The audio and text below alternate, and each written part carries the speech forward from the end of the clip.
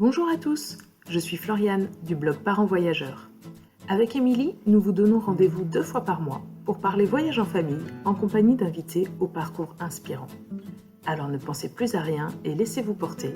Bienvenue dans ce nouvel épisode. Salut les parents voyageurs, j'espère que vous allez bien. Je suis ravie de vous retrouver cette semaine pour un nouvel épisode. J'ai interviewé Pauline qui, avec sa famille, est partie cet été pour un voyage de 3 semaines en Norvège et ils sont partis en tente de toit. Alors ce témoignage est intéressant à plusieurs titres, je dirais. Déjà parce qu'en fait, Pauline et sa famille, ils étaient plutôt habitués à voyager en France, déjà avec les enfants. C'était leur premier grand voyage en dehors de nos frontières. Et puis, c'était aussi leur premier voyage en tente de toit. Donc, un peu le double challenge. Et c'est hyper intéressant. Ils sont amoureux de la nature. La Norvège est un pays vraiment propice à la découverte de la nature, à l'immersion en pleine nature. Les fjords, les montagnes, les forêts, les grands espaces. Voilà, c'est un peu de tout ça que Pauline va nous parler aujourd'hui. Et pour la petite histoire, donc Pauline est en fait une voisine. On habite à 200 mètres l'une de l'autre.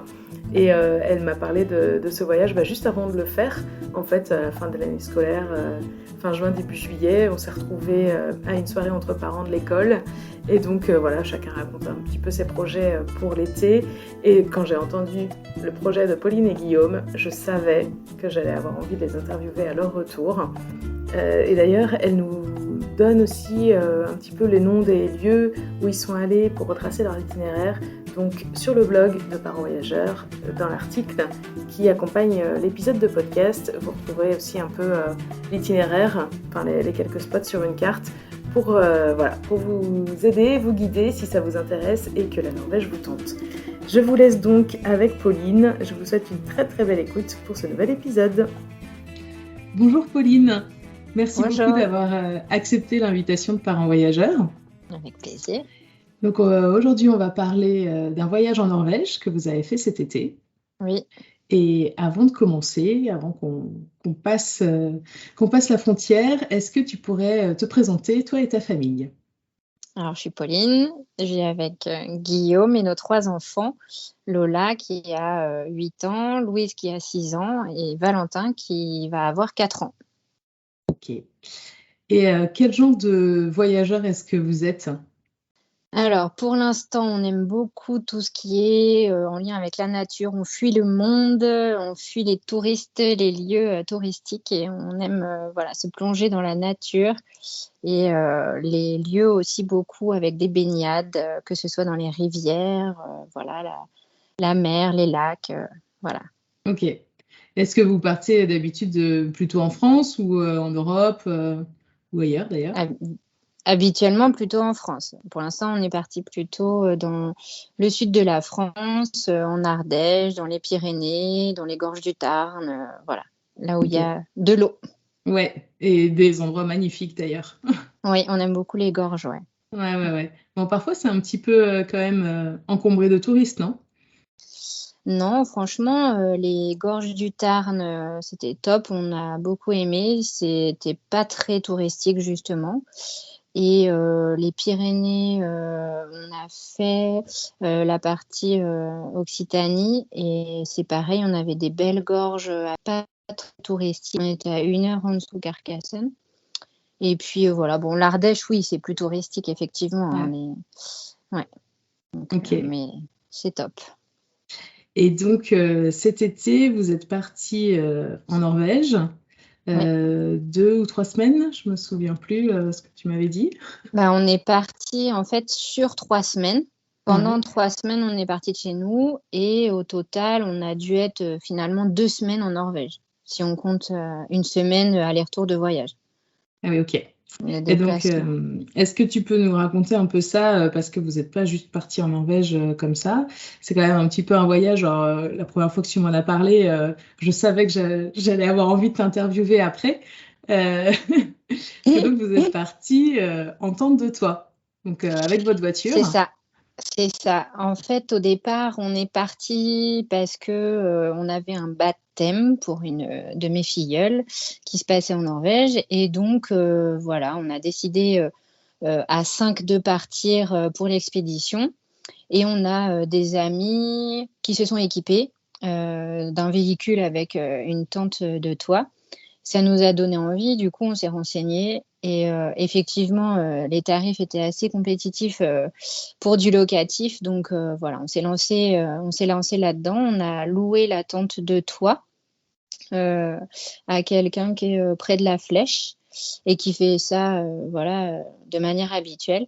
Et on a fait poser la tente de toit le jour de notre départ et on est parti pour 3 semaines d'aventure. Ok.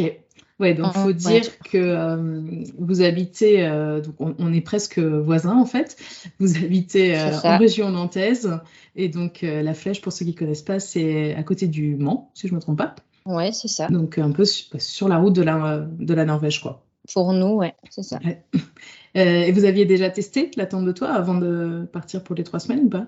On ne connaissait pas du tout, mais effectivement, dans ce projet, on avait testé la tente de toit une nuit, on va dire 2 mois avant de partir, pour voir un peu comment on arrivait à tous dormir dans la tente, parce qu'on était quand même tous les 5, et voir un peu aussi en matière d'équipement, voilà, tout ce qu'il nous fallait, quoi. Donc, ok, mais donc juste une nuit. Ouais, on avait fait qu'une nuit, ouais, c'est ça. C'est ça. Et comment vous l'aviez loué aussi ou ouais, tout à fait. On avait fait exactement le même parcours. On était parti donc de la région nantaise. On était allé donc du côté de la Flèche louer la tente. Ils nous l'avaient installée. Chez la même personne. Ouais, exactement, chez la même personne. Et du coup, ils nous l'avaient installée. Ça prend pas très longtemps, hein, ça prend une petite demi-heure. En fait, il la fixe sur les barres de toit. Et voilà, une fois qu'elle est positionnée, ça fait comme un coffre de toit. Hein. Franchement, c'est nickel. Et puis, voilà, après, on a fait notre petite nuit sur un parking d'un zoo, pour tout te dire. Et... Le zoo de la Flèche.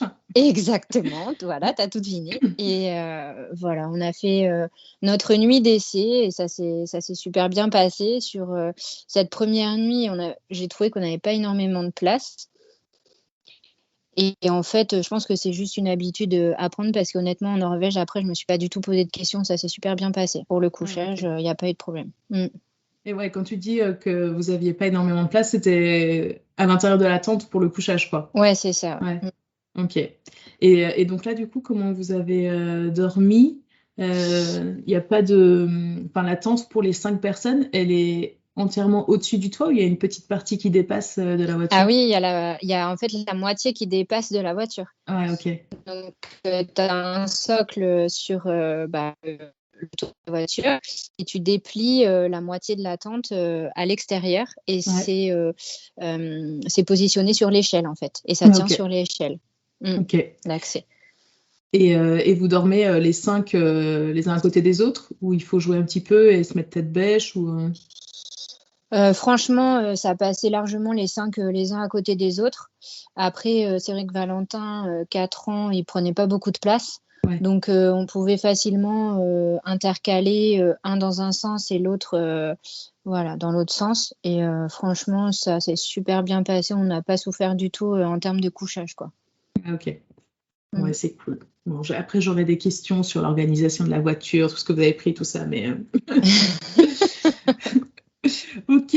Donc, bon, fort de cette expérience d'une nuit, et vous n'aviez pas eu froid? Moi, j'ai toujours un peu peur d'avoir froid. Je suis hyper frileuse, mais... On n'a pas eu trop froid.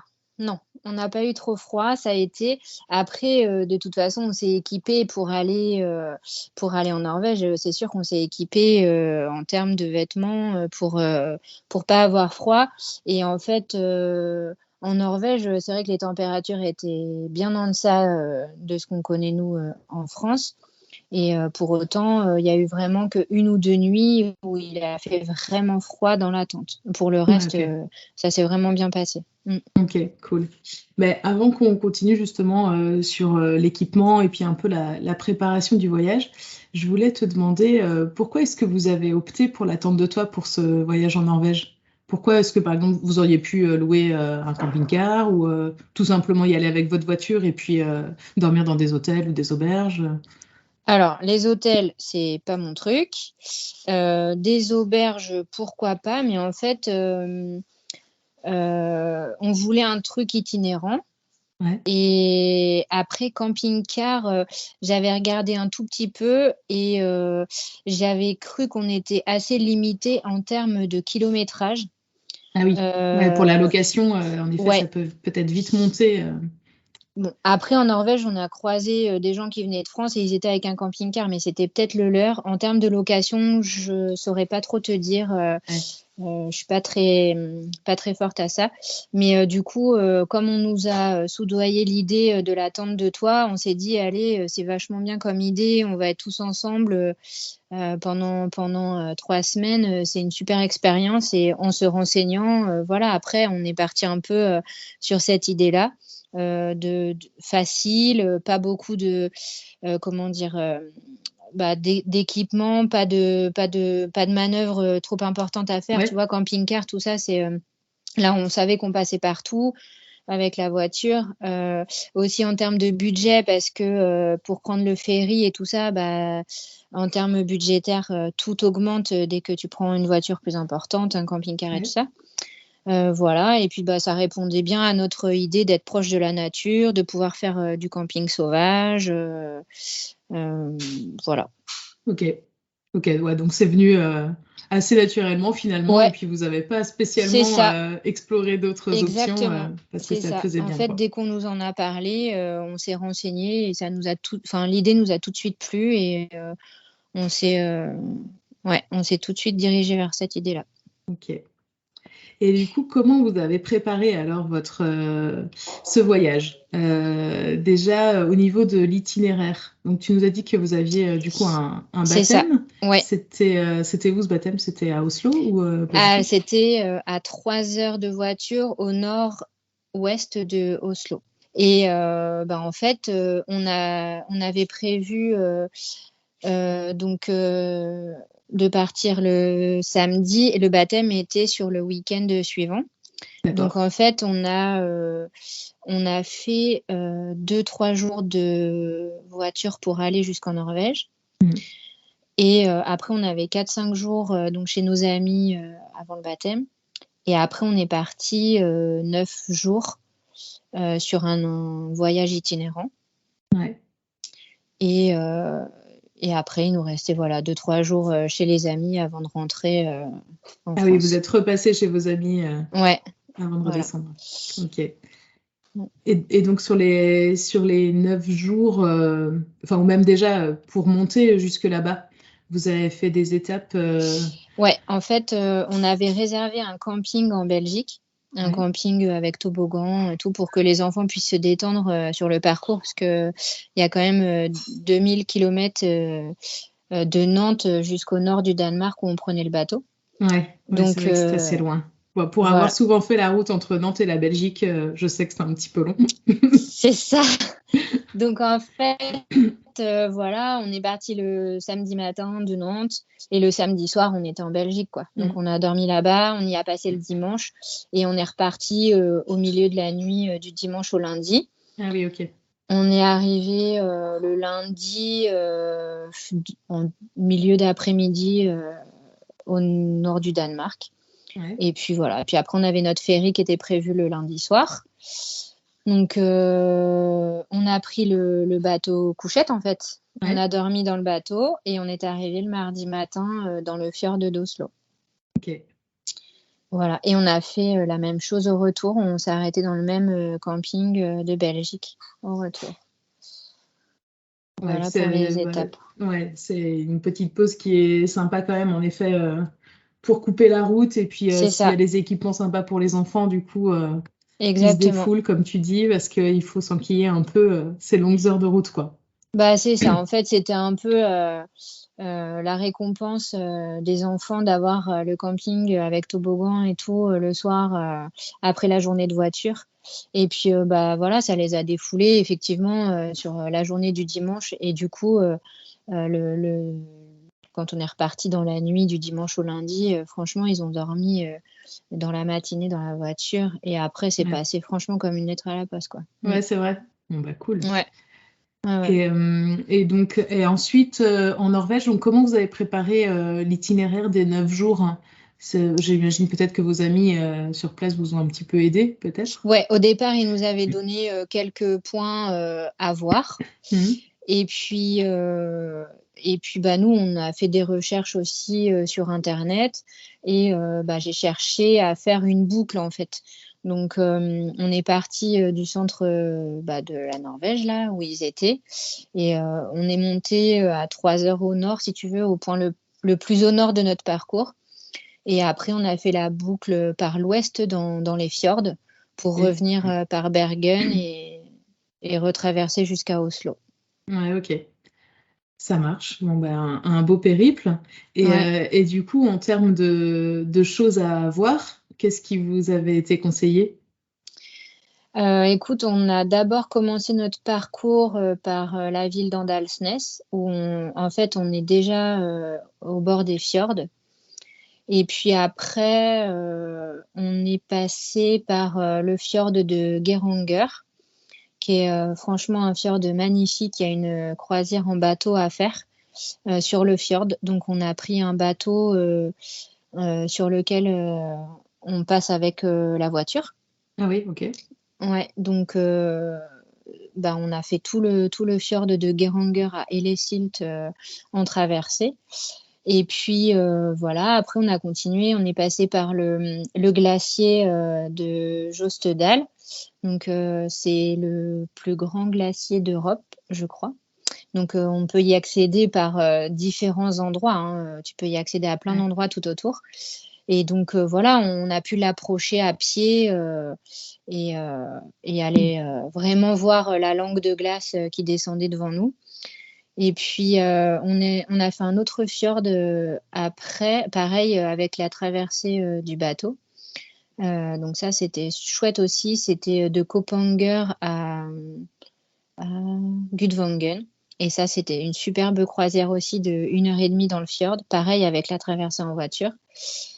Et puis après, on s'est dirigé vers Bergen. Et de Bergen, on est allé au parc national de Folgefonna. Et c'est pareil, en fait, c'est une station de ski d'été. Donc, on a pu approcher une station de ski, quoi.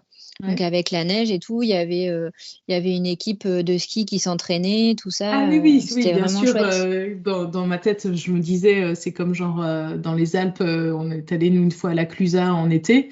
Et oui, c'est une station de ski en été, mais en gros, tu fais de la luge sur l'herbe. C'est Mais oui, ça. bien sûr, en Mais Norvège, il y avait de là, la neige. nous, il y avait de la neige. Ouais. Exactement, c'est ça. De la vraie neige en plein été. Donc, voilà, c'était un peu fun. Et puis après, voilà, on a retraversé dans un autre fjord, le Hardanger Fjord. Et là, il y avait des magnifiques vergers tout le long du fjord. C'était splendide. En plus, à cette époque-là, bah, il y avait plein de fruits dans les vergers et tout. C'était vraiment top. Et puis, bah, on est rentré après en direction d'Oslo, quoi. Ouais, ok. Voilà Et tout le du tour. coup, de ce que je comprends, parce que je voulais te demander si les distances étaient assez longues, enfin, si vous aviez beaucoup roulé là-bas en Norvège, mais de ce que je comprends, avec les traversées quand même que vous faites des fjords en bateau, ça permet de couper et de pas faire tout le tour du fjord, quoi. C'est vrai, exactement. Ça permet de couper. Donc, après, on avait dans notre organisation, si tu veux, quand je m'étais fait le périple de tout ce que je voulais voir, j'avais découpé pour que à chaque étape, on fasse 2-3 heures de route par jour, Ouais, pas plus. Bah, en plus, Guillaume, avec ses problèmes de dos, dernier discal, voilà, on pouvait pas trop ouais, voilà, pousser. Mais en fait, avec les enfants, voilà, ça tombait très bien. 2-3 heures de route dans les paysages magnifiques, c'était parfait. Et ça c'est vraiment super bien passé, quoi. Franchement, ça nous a jamais paru long, quoi. ouais. Et les enfants non plus. Ah non, non, les Mm. enfants non plus, ils avaient qu'une envie, c'était de prendre des photos de tous les paysages. Ils nous demandaient nos téléphones, prête-moi ton téléphone, je vais faire des photos et tout. En fait, là-bas, tu as tout le temps, si tu veux, des cascades, des torrents. Bah, tu peux croiser des animaux aussi. Donc voilà, il y a tellement de choses à voir. Ils étaient émerveillés, quoi. Donc Ouais. ils regardaient le paysage et puis bah, sinon, des petites activités en voiture, voilà, des cahiers d'activités et tout. Donc non, non, franchement, pour ça, c'était top. Génial. Et au niveau, donc, du coup, des nuits, est-ce que tu avais, alors je sais pas trop comment c'est organisé, je dois dire, la Norvège. Est-ce qu'il y a le droit de faire du camping sauvage où tu veux, ou est-ce que tu avais réservé des campings? Comment ça s'est passé? En fait, notre copain nous avait dit que tu peux faire du camping où tu veux, ce qui est le cas puisque là-bas, il me semble avoir lu que dans la Constitution a été intégré carrément le droit d'accès à la nature. Ah oui, Donc, a priori, tu peux vraiment dormir où tu veux. La seule chose qu'on te demande, c'est grosso modo qu'on ne voit pas trace de ton passage, que tu laisses ouais. rien derrière toi. Mais tu as vraiment le droit de dormir où tu veux. Et en ça, le pays est hyper serein, hyper sécurisé. Franchement, les gens ont un état d'esprit vraiment respectueux de la nature et respectueux les uns des autres. Et donc, du coup, tu flippes pas du tout de dormir à la belle étoile, quoi. Ouais. Et, euh, et donc, du coup, non, pour ça, ça n'a pas du tout été un problème de pouvoir dormir où on voulait, si ce n'est que visiblement, ça doit être plus simple quand même dans la partie centre de la Norvège, où je pense qu'il y a plus de points d'accès où tu peux te positionner pour dormir. Nous, le long des fjords, j'avoue que c'était pas chose facile de faire du camping sauvage. Le but, c'était que on fasse une nuit sur deux camping sauvage et une nuit sur deux en camping pour prendre une douche, si tu veux. Donc, les campings là-bas, tu n'as pas du tout de camping avec toboggan et tout ça, hein. Ça sert à rien de chercher ça, ça n'existe pas ou pas beaucoup en tout cas. Et par contre, un camping, c'est grosso modo un pré avec un bloc sanitaire et un petit chalet d'accueil. Mais c'est trop bien parce que par contre, je trouve que c'est pas du tout onéreux par rapport au prix de la Norvège. Ouais. Et, euh, et c'est tout mignon, ils sont tous super bien placés. Les campings, ils sont toujours au bord de fjord, au bord d'une cascade, d'un torrent, enfin, tu sais, d'un point de vue, un point un peu touristique, quoi. Et ce que nous, on a vraiment aimé aussi comme état d'esprit, c'est que quand on arrivait dans un camping, si la personne à l'accueil, elle n'était pas là, il y avait un petit écriteau, ben, soit je passe ce soir et on se rencontre et puis vous nous versez votre argent, soit sinon, bah, vous laissez votre argent dans la boîte prévue à cet effet, quoi. Donc, hyper facile, voilà, les gens hyper respectueux. Enfin, franchement, et puis, fallait compter, je sais pas, une trentaine d'euros pour un emplacement, tu vois, juste pour notre voiture, en fait. Ouais, Parce ok. qu'après, voiture, c'est compris avec la tente de toit. Donc, Ouais. voilà, c'était pas très onéreux. Après, il y a une journée où on a pris la pluie. Et donc, le soir, on se voyait pas dormir en tente de toit parce qu'on était trempés. Il fallait qu'on fasse sécher nos affaires et tout ça. Et du coup, on a loué un petit chalet. Et eux, ils ont beaucoup là-bas. En fait, il n'y a pas de mobil-home, tout ça. C'est des petits chalets. Et c'est trop mignon. Alors, c'est un peu spartiate parce que tu n'as pas toujours de point d'eau. T'as pas forcément de douche, de choses comme ça. Alors, soit c'est attenant à une maison et tu vois, c'est des gens qui font un peu comme le Airbnb, tu vois, c'est la cabane au fond du jardin.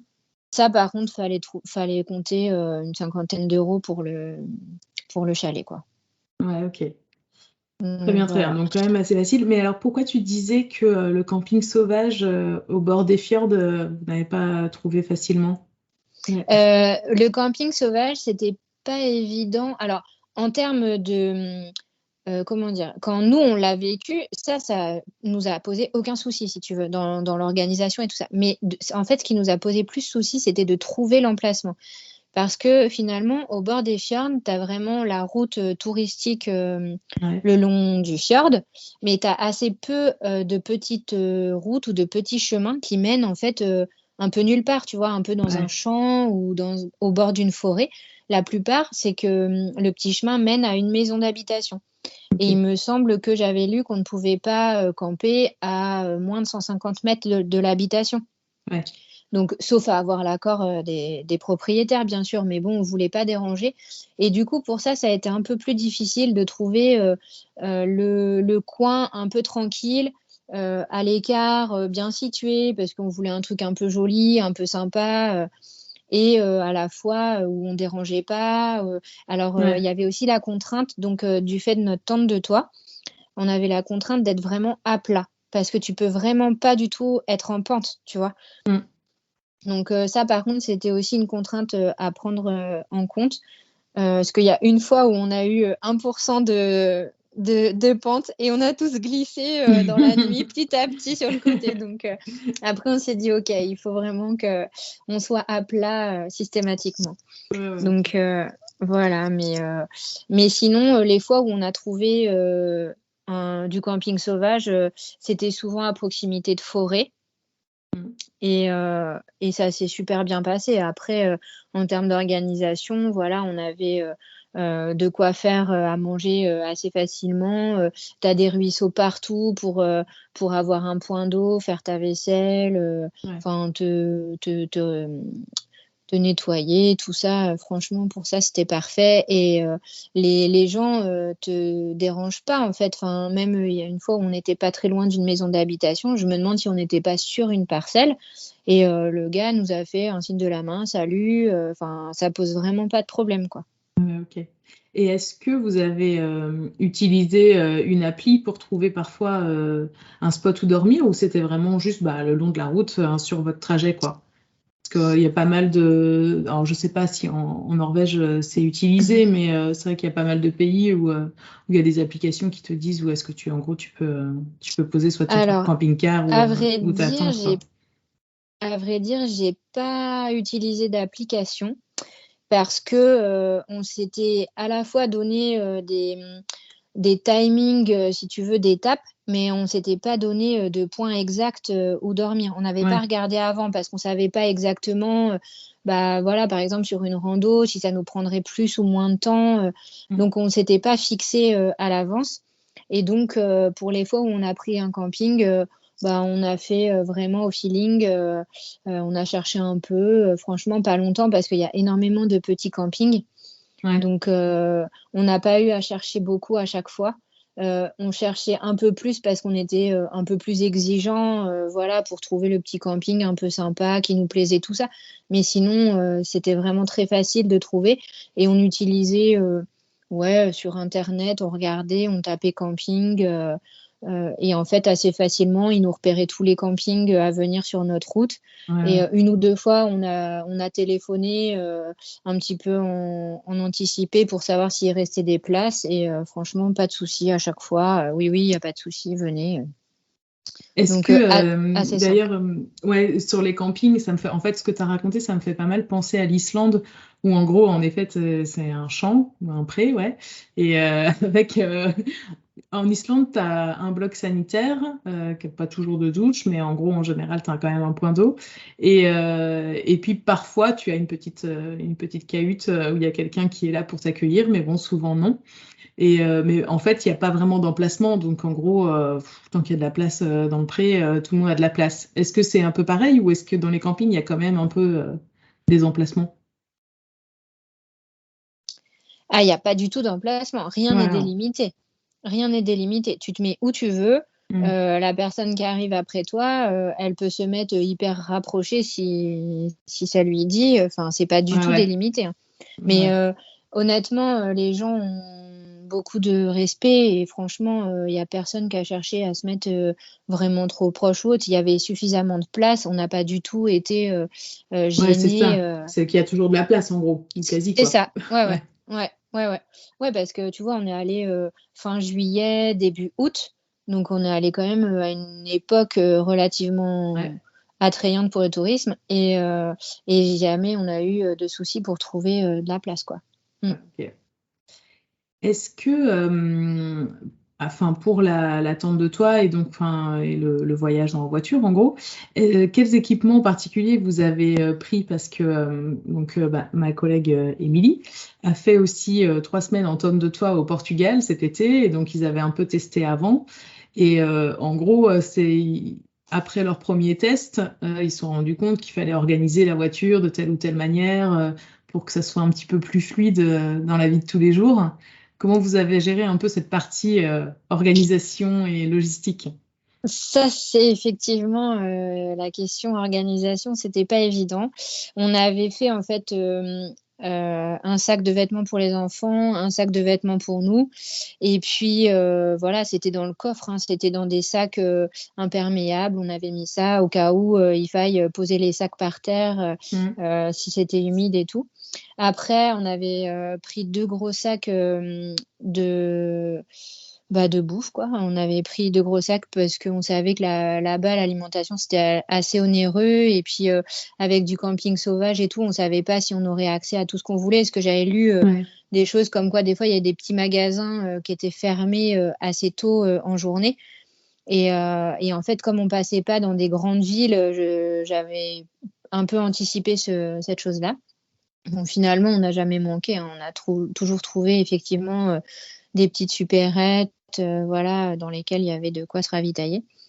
Et puis, qu'est-ce qu'on avait pris d'autre? En fait, on s'était équipé d'une tente chez Decathlon. On avait pris une tente, une sorte de auvent, mais totalement fermée, au cas où vraiment il y a une nuit où il aurait plu, où il y avait du vent, pour être abrité pour manger le soir et tout ça. Et en fait, on s'en est pas servi du tout. On n'a pas eu besoin parce que déjà, on n'a pas eu du très mauvais temps. Et les fois où il a plu, finalement, on a opté plutôt pour un chalet plutôt que cette tente-là. Voilà. Ah, ok. Ouais, globalement, vous avez eu assez beau. Ouais, on a eu plutôt beau. On a eu une journée de pluie au début de notre parcours. Et après, une journée aussi où il a plu à la fin du parcours. Et sur la fin, par contre, il a fait plus froid, tu vois. On arrivait à des températures proches de 0 la nuit, quoi. Ah oui, quand même, ça caille. Et donc, du coup, Ouais, là, ça caille. et pour la nuit, vous aviez pris quoi comme équipement pour pas trop être frigorifié? Écoute, on s'était équipé de vestes chaudes, hein. Voilà, hein, des vêtements du quotidien. Voilà, dans les duvets, on avait fait attention à prendre des duvets, c'était, je sais plus, 10 degrés ou quelque chose comme ça, tu vois, pour avoir une bonne protection quand même contre le froid. Et puis, en fait, dans la tente de toit, ça suffit quand même parce que même si, bon, effectivement, on va dire c'était une exception, là, cette dernière nuit où il a fait vraiment très froid et où on approchait de 0, où là, on a un peu souffert du froid la nuit. Pour les autres nuits, même quand ça descendait un petit peu, on était finalement d'être à 5 dans la tente, tu te réchauffes, tu as quand même l'air, voilà, de chacun. Et puis la tente, elle est relativement isolée quand même. On couvrait un petit peu au niveau des fermetures éclairs, voilà, ce genre de choses. Mais les autres nuits, on n'a pas souffert du froid, quoi. Ouais, ok. Et d'ailleurs, c'est haut comment la tente de toi quand vous êtes dedans? Enfin, tu tiens assis, toi? Un adulte tient assis correctement? Ouais, tu tiens même sur les genoux, tu vois. Ah oui, Le ok, buste ouais. relevé, tu tiens largement le buste relevé, quoi. Ouais, ok. Parfait, parfait. Est-ce que vous aviez des appréhensions un peu avant de partir ou pas? J'avais l'appréhension qu'il nous arrive une tuile avec la voiture. Ouais. Et j'avais l'appréhension aussi d'un problème de santé, quoi. Des enfants, ou voilà, que quelqu'un se blesse ou que quelqu'un soit malade, quoi. Ouais. Donc évidemment, on avait fait la carte de sécurité sociale La carte européenne. européenne, voilà, avant de partir, au cas où. Et puis c'est pareil, on s'était renseigné avec Mondial Assistance, tout ça, si jamais il y avait un problème de voiture. Et voilà, notre voiture est une Peugeot. On a eu un petit problème de voiture, effectivement. Tous les voyants se sont allumés 2 heures après avoir posé les roues de la voiture sur le sol norvégien. Donc, on a eu vraiment très, très peur. Et donc, on a appelé notre garagiste en France qui nous a dit « Oh là là, je ne sais pas si vous avez trouvé un Peugeot en Norvège. » Et en fait, si, très, très facile. On a trouvé un garage Peugeot dans le bled où on allait pour notre baptême. Et voilà, et bon, ça s'est solutionné, si tu veux. Mais effectivement, ça, c'était quand même quelque chose que j'appréhendais un petit peu avant de partir, quoi. Ouais, mais pourtant, en France, elle roule bien, votre voiture, vous n'avez pas spécialement de problème. Il n'y avait pas de problème, mais le problème de la sonde AdBlue, visiblement connue sur toutes les voitures Peugeot, nous a fait défaut arrivé en Norvège. Voilà, donc on s'était quand même renseigné auprès de notre assurance pour un rapatriement express. Voilà, tout était possible. Ouais, bon, c'était le petit bisutage de bienvenue sur Exactement, le territoire. C'est ça. Les enfants, comment ils appréhendaient ce voyage? Ils étaient contents ou Bah, alors ils se demandaient un ils peu? étaient super excités. Ils étaient super excités. Dès qu'on leur achetait des nouveaux vêtements en leur disant c'est pour la Norvège, essayez pour voir la taille et tout, ils étaient trop excités. Et puis, mais ils savaient pas du tout, voilà, on leur montrait pas d'images, on leur Ouais. racontait pas, voilà, ce que ça pourrait être, quoi. Et ils étaient super excités, mais sans savoir trop, voilà, ce qu'ils pourraient bien découvrir.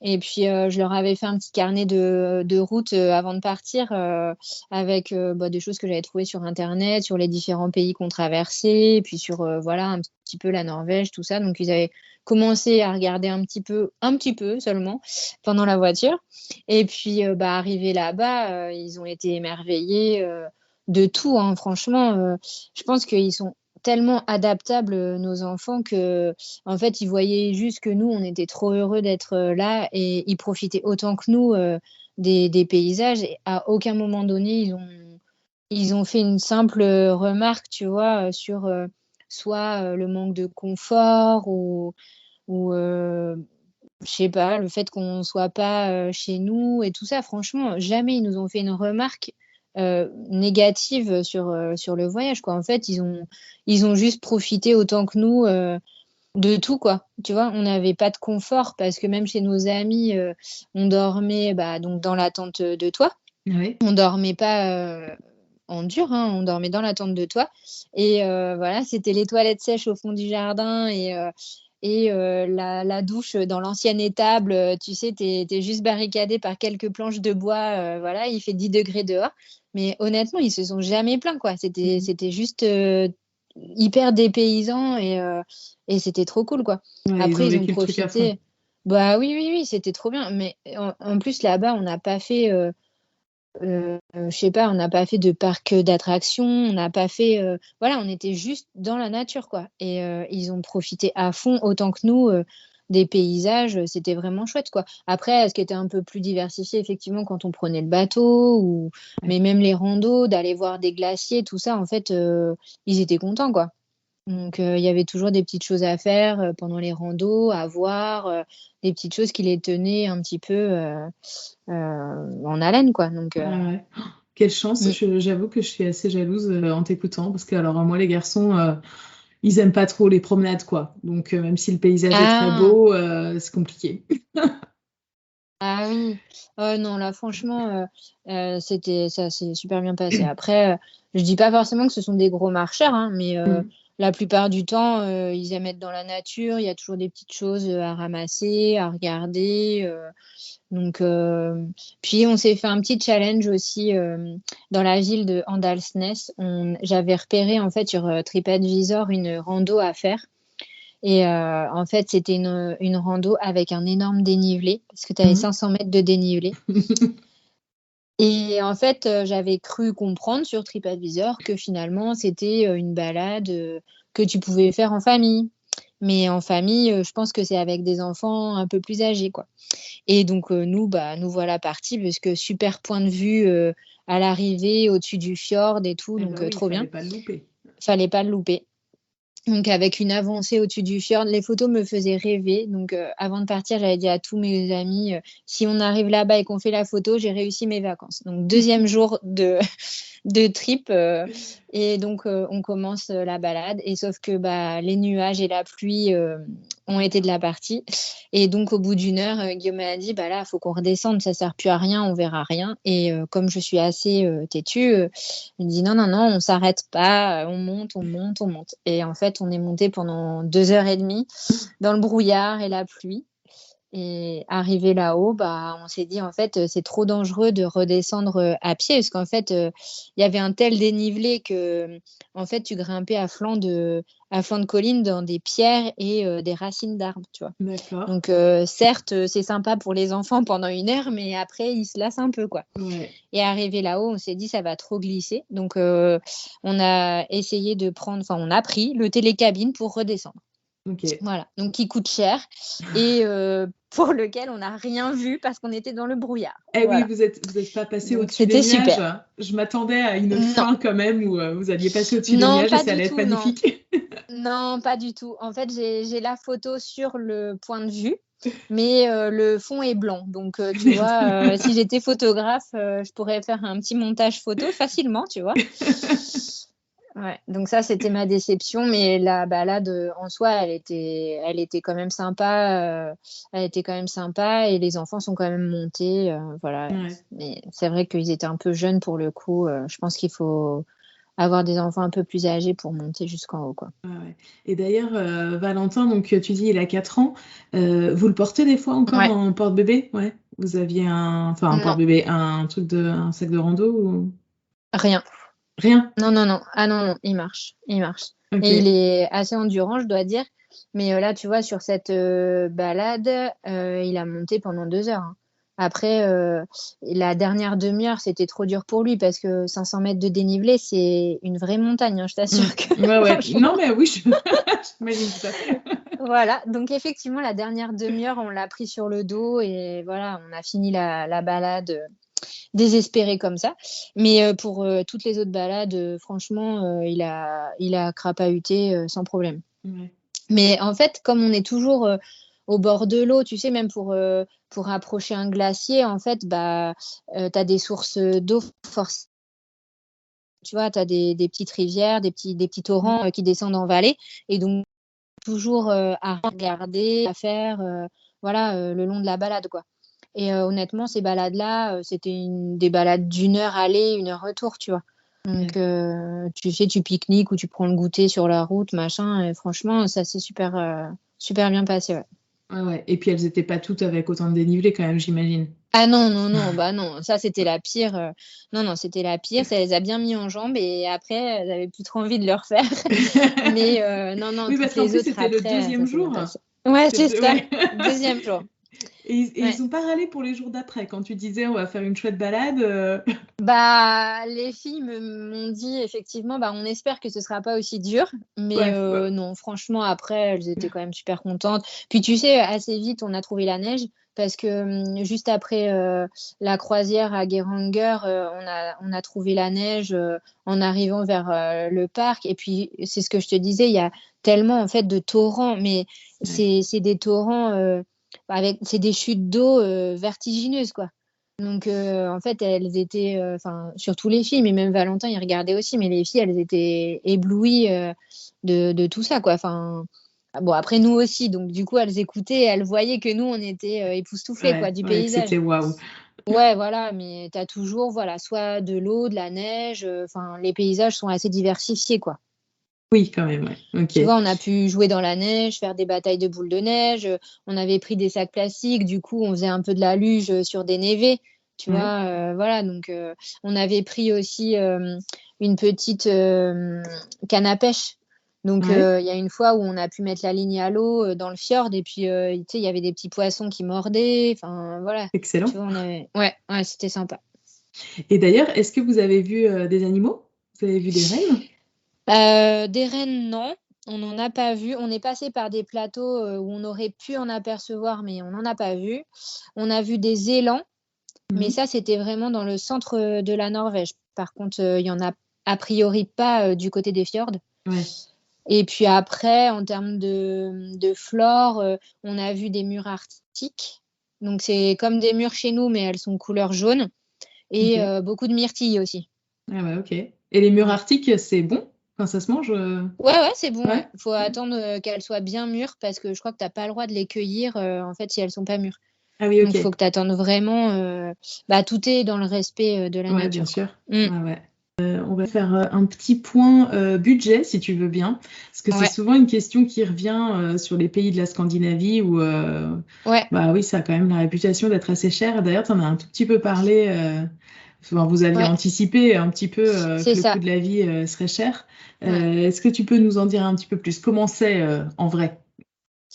Alors, effectivement, de manière alimentaire, c'est assez cher. Moi, je pense que tout était, à peu près 3 fois plus cher qu'en France, en matière Ah, trois alimentaire. fois quand même. Ah bah franchement, c'était effectivement onéreux. Après, tout dépend de ce que tu achètes. C'est-à-dire qu'une barquette de 500 grammes de cerises, c'était 16 €. Oui. Tu vois? Bon, Par c'est peut-être pas contre, le pays tu où il achètes, faut manger des cerises. voilà. Et pourtant, ils ont des vergers et tout ça, mais Ah c'était oui. onéreux. Par contre, tu achètes les saucisses knacky là, ou les knacks qu'ils ont, ou l'espèce de salade piémontaise, là, tu peux t'en tirer pour 10 € à 5, tu vois? Donc tout est, tout est de question de ce que tu achètes. Ouais. Voilà. Bon, même Après, 10 c'est € à vrai 5 pour que une salade piémontaise toute prête, c'est quand même plus cher que chez nous, quand même. ah bah, bien Mais, sûr, ça reste plus cher, mais voilà, c'était moins onéreux que, ouais. voilà, quand tu achètes des Bien sûr. choses. Après, ils mangent pas mal a priori, de fromage, charcuterie et tout ça au petit déjeuner, on avait pas mal de choses comme ça.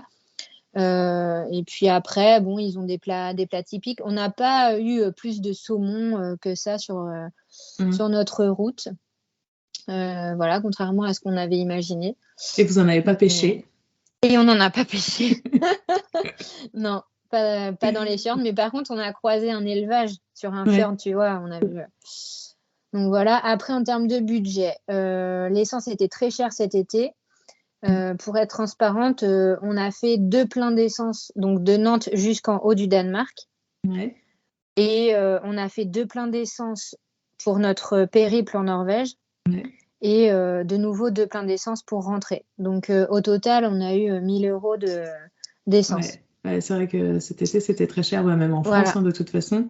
aussi. Après, on a eu à peu près 650 € de tente de toit pour les 3 semaines. Ouais. Donc budget location, là, pour le coup, c'est pas énorme. Après, Ouais. on a rajouté 2 nuits en chalet à 50 € la nuit, et 2 ou 3 campings à 30 € l'emplacement, quoi. Ouais. Ensuite, le ferry, donc là, il faut savoir que quand on a la tente de toit, ça fait un supplément Ah mince, ouais. avec la hauteur de la voiture. Donc, il faut bien penser à déclarer la hauteur de la tente de toit. Donc là, ça devait être, nous, on était 5. On avait un supplément couchette aussi pour la 5e personne, parce que c'est des cabines de 4.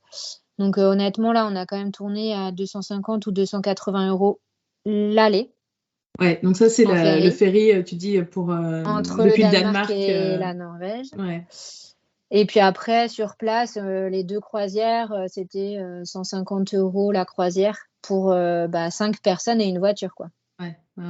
Oui, mais c'est vrai que c'est pas juste une traversée en bac, quand même. C'est C'est une faut le croisière. prendre en compte dans le prix, quoi. Ah bah, sur le coup, nous, on s'est dit: «Purée, c'est pas donné», mais en même temps, quand tu es 1 heure et demie en croisière au milieu des fjords, honnêtement, je le recommande à tout le monde, quoi. Ouais. Oui, et puis en plus, du coup, je sais pas parce que je connais pas très très bien quand même la carte de la Norvège, mais c'est vrai que si ça permet de couper la route, t'économises aussi Oui, vachement de temps et donc ouais, c'est d'essence. ça. Et voilà, donc c'est quand même C'est intéressant. ça. Voilà, après là, je t'ai donné les données principales, en termes de budget. Après, finalement, entre ce que nous, on avait emmené, en termes d'aliments et ce qu'on a consommé sur place, on n'a pas dépensé plus que ce que nous, on consomme ici, en France, quoi. Ouais, ça va en plus Donc au final quand même. C'est vrai que ça reste c'est un voyage qui n'est pas donné, on peut pas dire ça, mais il y a quand même des postes qui sont assez élevés. Mais bon, les activités que tu fais, c'est te balader dans la nature. Donc c'est tu vois, ça. tu dépenses pas en entrée Ah de bah, c'est musée, clair. de parc ou de je ne sais quoi, quoi. C'est ça. Et Et il y d'ailleurs, avait tous les pas, parcs naturels, etc., sont en accès libre. T'as pas de... tout était en accès libre. Je crois qu'il y a juste eu un parc dans lequel on avait une barrière pour entrer dans le parc, et où là, tu devais payer un droit d'entrée, quoi. Mais sinon, non, toutes les chutes d'eau, tout est en accès libre. Ouais, tout à fait. Ouais. Donc non, on n'a rien dépensé. Là-bas, il n'y avait pas de parc d'attractions et compagnie. Non, c'était vraiment nature. Et du coup, vous êtes prêt à repartir? Ah bah carrément. Ouais, super prêt à repartir. Ouais, tout à fait. Après, c'est un voyage quand même qui nous a demandé beaucoup de préparation, à la fois sur bon, je pense comme tout voyage, hein, sur ton itinéraire, Ouais, savoir où tu vas. D'autant plus avec les enfants, on voulait pas se planter et à une demi-heure de notre point de rendez-vous, zoner, tu vois, autour en se disant zut, on ne sait pas par où il faut accéder. Donc, on avait fait beaucoup de recherches avant sur Internet avec Google Maps et tout ça pour avoir vraiment le point de vue et le bon itinéraire sans faute pour arriver au bon endroit. Donc, ça demandait beaucoup de préparation. Et puis, c'est pareil pour avoir un découpage d'itinéraire. Et ça, du coup, je le conseille vraiment parce que, tu vois, nous, on avait donc fait ce découpage d'étapes pour être sûr qu'on ne prendrait pas ni trop d'avance ni trop de retard sur tout ce qu'on voulait voir. Et je pense qu'on a vraiment bien fait parce qu'on avait croisé un couple et eux, ils avaient 3 semaines vraiment sur place. Mais en fait, dès le départ, ils sont allés assez vite sur leur itinéraire et ils sont retrouvés en fait avec une semaine devant eux avec presque plus rien à voir. ouais, ok. Et bah, du coup, ils avaient un peu de regret finalement de ne pas avoir prévu le découpage avant. Parce Oui, que pour le coup, ils se sont pressés parce qu'ils se sont dit, oh là là, on a des tonnes de trucs à voir. Et finalement, voilà, ils ont fait le parcours trop vite. Donc, j'ai trouvé que d'avoir découpé avant, ça nous a vraiment permis de voir tout ce qu'il fallait à notre rythme, quoi. ouais, ouais. Non, puis en plus, je pense que c'est pas mal aussi avec des enfants d'anticiper, enfin te dire, OK, on va rouler à peu près tant d'heures ou tant de Ouais, kilomètres par jour. Je trouve que c'est bien parce qu'avec des enfants, autant quand tu es deux adultes, bah, si tu fais c'est cinq ça. six heures de route dans une journée, bah, c'est moins grave. Enfin, tu vas beaucoup mieux l'absorber, alors que avec des enfants à l'arrière, Mm, c'est pas toujours facile. Donc, c'est vrai que c'est bien. Enfin, tu sais que ton itinéraire, il va tenir la route et que tu n'auras pas de journée. c'est Où les ça. enfants risquent d'être un petit peu pénibles dans la voiture, quoi. Après, ce que j'ai beaucoup aimé aussi, c'est que j'ai trouvé qu'il y avait beaucoup d'installations euh, dans les points un peu touristiques mis à disposition des touristes de manière gratuite. Je pense par exemple à des braseros. En fait, Ouais, sur la route, dans des points un peu sympas, au bord d'un fjord, au bord d'un parc, en fait, tu as un brasero en accès libre. Tu peux voilà, te faire griller tes trucs à manger. Et puis, tu as beaucoup de parcs, notamment à Bergen, en haut du mont Floyen, au-dessus de la ville de Bergen. En fait, tu as plusieurs parcs avec comment dire, tu sais, des tyroliennes, des ah ouais, structures pour enfants, mais tout est en accès libre en fait. ah ouais, ok. Ouais, c'est Donc, tu as cool. des tonnes d'activités pour enfants. Enfin, tu as au moins trois étendues de structures en Ouais, libre accès, quoi. ouais. Donc, Des aires ça, de c'est jeu de super fou, quoi. sympa. Ouais, c'est ça. Et puis, même à Ille-les-Silt, sur le fjord, il y avait des transats, tu vois, et Ouais. en libre accès, quoi. Voilà, Mhm. vu que tout est dans le respect, en fait, tu as des choses qui sont mises à disposition. Pour te dire, il y avait un gars qui était là, qui se promenait, qui venait ramasser les algues au bord du fjord. Voilà, il ramassait pour tout le monde, en fait. Enfin, ça paraît logique que tout le monde participe un peu pour la communauté, quoi. Ouais. Donc, vraiment, on a beaucoup aimé ce principe de respect. C'est ce que je te disais aussi tout à l'heure pour les campings. Voilà, s'il y a personne, tu mets Mm. les 30 euros dans la boîte. Enfin, tu as déjà 120 euros dans la boîte, mais il y a personne qui penserait à les voler, tu vois. Ouais, Enfin, ouais, ouais. c'est vraiment hyper. Enfin, il y a un très bon état d'esprit, quoi. Mm. Ouais. Ouais, de respect. Et puis, du coup, Ouais, bah, tout le monde en profite. Tout le monde fait un petit c'est peu et ça. tout le monde en profite. Ouais, Si tout le monde entier pouvait tourner comme ça, ce serait merveilleux. exactement. C'est pour ça qu'on voulait même pas rentrer, tu vois. Ouais. Est-ce que, juste pour terminer, parce que ça fait presque une heure quand même qu'on papote, Pauline, et comme d'habitude, je regarde régulièrement le chrono, mais bon, j'ai toujours du mal à arrêter, parce que j'ai envie qu'on continue la conversation. Tiens, moi non plus, j'ai pas envie de rentrer. Voilà. Est-ce que vous avez des nouveaux projets de voyage? Vous avez déjà des idées, pour les prochaines vacances?